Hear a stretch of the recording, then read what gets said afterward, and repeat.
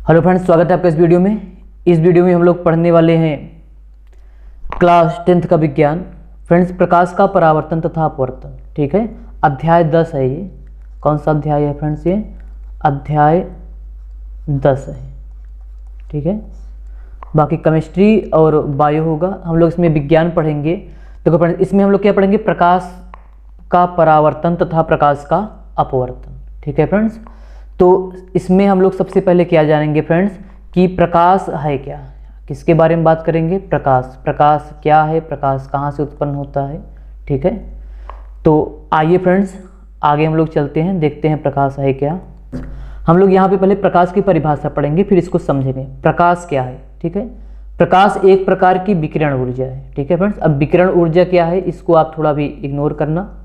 क्यों? क्योंकि थोड़ा आगे मिलेगा, हाई स्कूल के बाद मिलेगा, ठीक है। अभी केवल ये समझो, प्रकाश एक प्रकार की विकिरण ऊर्जा है जिसको हम लोग चुंबकीय, विद्युत चुंबकीय तरंग भी कहते हैं, ठीक है। जिसके माध्यम से हम किसी वस्तु को देख सकते हैं। क्या कर सकते हैं? मतलब प्रकाश एक प्रकार की ऊर्जा है जिसकी सहायता से हम किसी वस्तु को देख सकते हैं, ठीक है।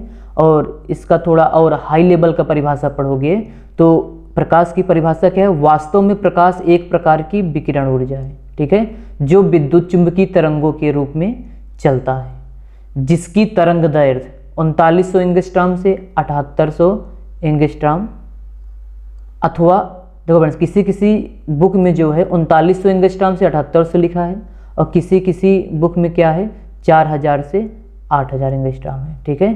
तो दोनों सही है, आपको याद रखना। और एंगस्ट्रॉम क्या है फ्रेंड्स? देखो, एक एंगस्ट्रॉम बराबर होता है 10⁻⁻10 मीटर, ठीक है। ये तरंग दैर्घ्य दूरी है, इसको दूरी मापते हैं।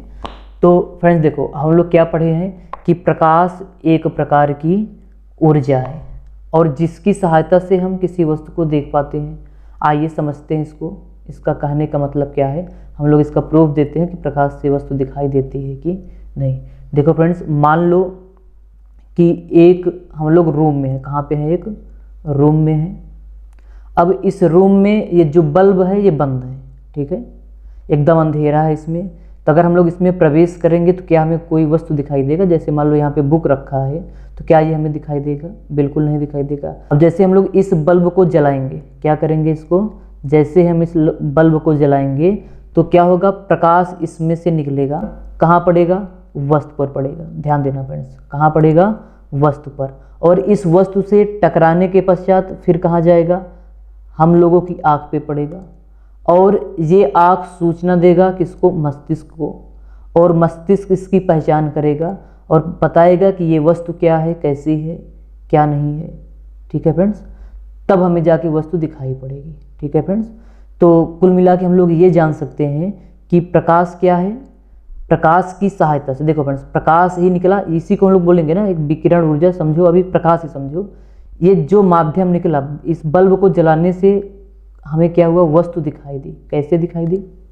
देख सकते हो फ्रेंड्स, वस्तु, प्रकाश यहाँ से चला, वस्तु पे गया, और वस्तु से हमारी नेत्र में गया, और नेत्र इसकी पहचान करके हमें वस्तु का ज्ञान प्रदान किया कि वस्तु कैसी है, क्या है, क्या नहीं है।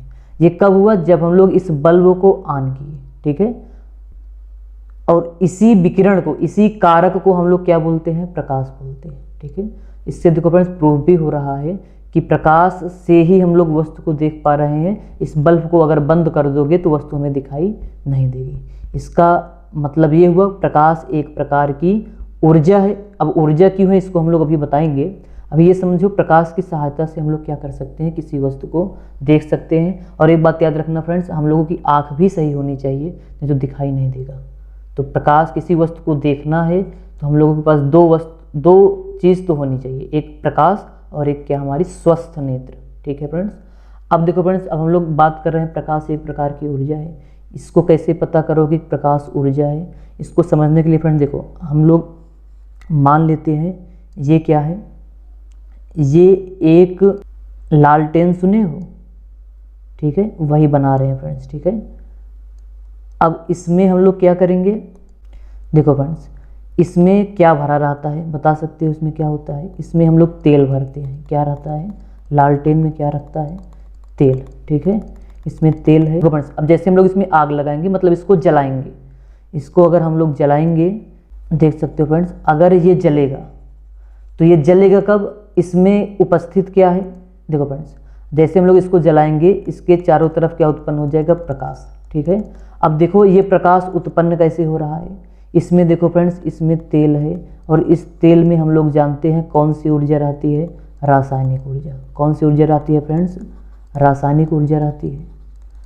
अब इसी रासायनिक ऊर्जा जो है कन्वर्ट हो रहा है किसमें, प्रकाश ऊर्जा में। ठीक है, मतलब हम लोग बोल सकते हैं प्रकाश जो उत्पन्न हो रहा है वो किससे उत्पन्न हो रहा है, एक प्रकार की ऊर्जा से ही। ठीक है, और इस प्रकार हम लोग बोल भी सकते हैं कि प्रकाश क्या है, एक प्रकार की ऊर्जा है। ठीक है, अब हम लोग देखो फ्रेंड्स ये हमारे हाई स्कूल में इसी लेवल की परिभाषा है। ठीक है, और थोड़ा ये भी याद रखना तरंग दैर्घ्य के बारे में, तो बाकी अच्छे से हम लोग इसके उच्च लेवल में पढ़ोगे ही। हमें क्या याद रखना है, प्रकाश क्या है, प्रकाश एक प्रकार की ऊर्जा है जिसकी सहायता से हम लोग क्या कर सकते हैं, किसी वस्तु को देख सकते हैं। ठीक है फ्रेंड्स, उम्मीद है फ्रेंड्स यहाँ तक समझ में आया होगा। अब हम लोग आइए समझते हैं कि ये प्रकाश जो उत्पन्न हो रहा है ये कैसे उत्पन्न हो रहा है। इसके पहले फ्रेंड्स देखो हम लोग थोड़ा ये भी समझ लें। देखो फ्रेंड्स अब हम लोग ये समझने चल रहे हैं कि कोई वस्तु हमें दिखाई क्यों पड़ती है। क्या सब फ्रेंड्स हम लोग समझेंगे कि कोई वस्तु हमें दिखाई क्यों पड़ती है, आइए समझते हैं। देखो फ्रेंड्स अगर कोई वस्तु हम देख पा रहे हैं, जैसे मान लो ये एक बुक ही है मान लो, ठीक है, हमें इसको क्या करना है, देखना है। कैसे देखोगे, इस पे एक हमें प्रकाश चाहिए, मान लो ये क्या है, एक बल्ब है, ऐसे मान लेना क्या है, ये बल्ब है। तो जैसे बल्ब से प्रकाश निकलेगा, अब ये सूर्य भी हो सकता है बल्ब ही नहीं, ठीक है, तो बल्ब से प्रकाश निकलेगा, पहले कहाँ पड़ेगा, इस वस्तु पे पड़ेगा। वस्तु का नाम क्या है, बुक है। ठीक है, और यहाँ से प्रकाश टकरा के हम लोगों की आँख में पड़ेगा। कहाँ पड़ेगा, आँख में पड़ेगा, और तभी हम लोग इससे सहायता से तभी फ्रेंड्स हमें वस्तु दिखाई पड़ेगी। मतलब प्रकाश वस्तु पे पड़ेगा और वस्तु से हमारी आँखों में पड़ेगा, तभी हम लोग वस्तु देख सकते हैं, अन्यथा वस्तु को देख नहीं सकते हैं। ठीक है फ्रेंड्स, तो कोई वस्तु हमें दिखाई देती है, इसका मतलब ये हुआ अगर हम किसी वस्तु को देख पा रहे हैं तो ये 100% समझ लो उस वस्तु पे प्रकाश पड़ा है, वो प्रकाश हमारी आँखों में पड़ा है। और अब इसके बाद आँख का काम है, कैसे प्रतिबिंब बनेगा, हम लोग आँख वाले नेत्र वाले चैप्टर में पढ़ेंगे। ठीक है फ्रेंड्स, अभी केवल ये जानो कि अगर कोई वस्तु में दिखाई दे रही है तो क्यों दिखाई दे रही है, क्योंकि उस वस्तु पे प्रकाश। अब देखो फ्रेंड्स ये प्रकाश कहीं से भी आ सकता है। ठीक है, अब हम लोग बात करेंगे ये प्रकाश आता कहाँ से, मतलब प्रकाश उत्पन्न कौन करता है। ठीक है फ्रेंड्स, अब हम लोगों का अगला टॉपिक है कि प्रकाश का स्रोत क्या है। स्रोत का मतलब आओ समझते हैं आगे क्या होगा। देखो फ्रेंड्स अब हम लोग पढ़ेंगे प्रकाश का स्रोत।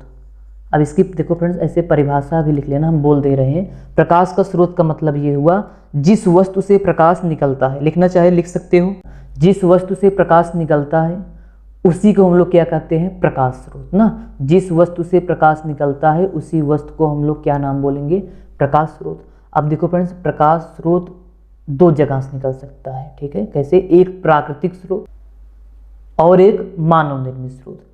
तो आइए समझते हैं हम लोग प्राकृतिक स्रोत क्या है। देखो फ्रेंड्स प्रकाश क्या है, प्रकाश का स्रोत क्या है, हम लोग समझ लिए हैं। अब आइए हम लोग समझते हैं प्राकृतिक स्रोत, मतलब प्रकाश किस किस स्रोत से निकलता है फ्रेंड्स, प्राकृतिक स्रोत से भी निकलता है। प्राकृतिक स्रोत का मतलब ये हुआ कि जो पहले से देखो, जैसे सूर्य क्या है, प्रकाश का सबसे बड़ा स्रोत। प्रकाश कहाँ से आता है भाई, सूर्य से ही आता है। मतलब प्राकृतिक स्रोत क्या है, सूर्य है। मतलब प्रकाश का सबसे बड़ा स्रोत क्या है, सूर्य। ठीक है, इसको हम लोग प्राकृतिक स्रोत में रखेंगे। तो ये मानव निर्मित नहीं है, ठीक है, मानव द्वारा बनाया नहीं गया है। तारे भी क्या है, प्राकृतिक स्रोत है। मानव निर्मित स्रोत में क्या, बल्ब हो गया, ठीक है फ्रेंड्स, लालटेन हो गया, ठीक है, मोमबत्ती हो गया, ये सब क्या है, प्राकृतिक स्रोत हैं। सॉरी फ्रेंड्स, ये सब क्या है, मानव निर्मित स्रोत हैं। ठीक है फ्रेंड्स, उम्मीद है प्रकाश स्रोत क्या है समझ में आ गया होगा, और प्राकृतिक स्रोत और मानव निर्मित स्रोत समझ में आ गया होगा। ठीक है फ्रेंड्स, प्रकाश स्रोत क्या है, जिस वस्तु से प्रकाश निकलता है उसे प्रकाश स्रोत कहते हैं। प्रकाश स्रोत दो प्रकार के होते हैं, प्राकृतिक स्रोत, एक मानव निर्मित स्रोत।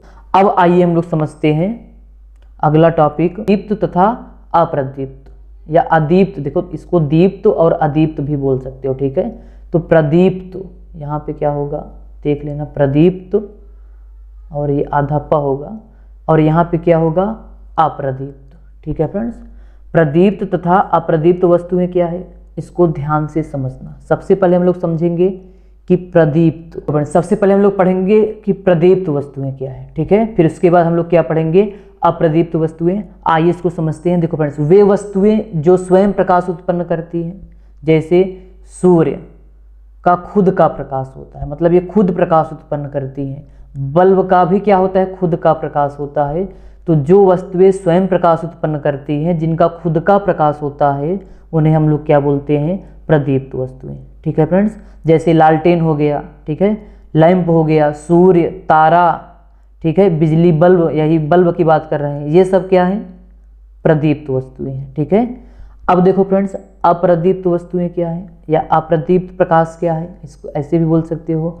अप्रदीप्त प्रकाश का मतलब फ्रेंड्स ये हुआ कि जो प्रकाश उत्सर्जित नहीं करती हैं, ठीक है, वे वस्तुएं जो प्रकाश उत्सर्जित नहीं करती हैं, किसी और के प्रकाश से ये हमें दिखाई पड़ती है। ध्यान देना फ्रेंड्स, इनका खुद का प्रकाश नहीं होगा, ये दूसरे के प्रकाश से हमें क्या करेंगी, दिखाई देंगी। तो उन वस्तुओं को हम लोग क्या बोलेंगे, अप्रदीप्त वस्तुएं। जैसे बुक हो गया, ठीक है, पुस्तक हो गया, देखो फ्रेंड, टेबल हो गया, कुर्सी, बेंच, ये सब क्या है, अप्रदीप्त। देखो फ्रेंड्स, ये एक चंद्रमा है या चांद बोल सकते हो, ये क्या है, अप्रदीप्त गोला है। तो फ्रेंड्स, अब हम लोगों का टॉपिक क्या है, किरण तथा किरण पुंज, ठीक है। हम लोग पढ़ेंगे किरण क्या है, ठीक है फ्रेंड्स। देखो फ्रेंड्स, प्रकाश जिस मार्ग से होकर जाता है, ठीक है, प्रकाश जिस मार्ग से होकर जाता है, उसी मार्ग को हम लोग क्या कहते हैं, किरण कहते हैं। मतलब हम लोग बोल सकते हैं कि प्रकाश के मार्ग को, क्या फ्रेंड्स, प्रकाश के मार्ग को किरण कहते हैं, ठीक है। या प्रकाश के गमन पथ को क्या बोलोगे, किरण कहते हैं, ठीक है।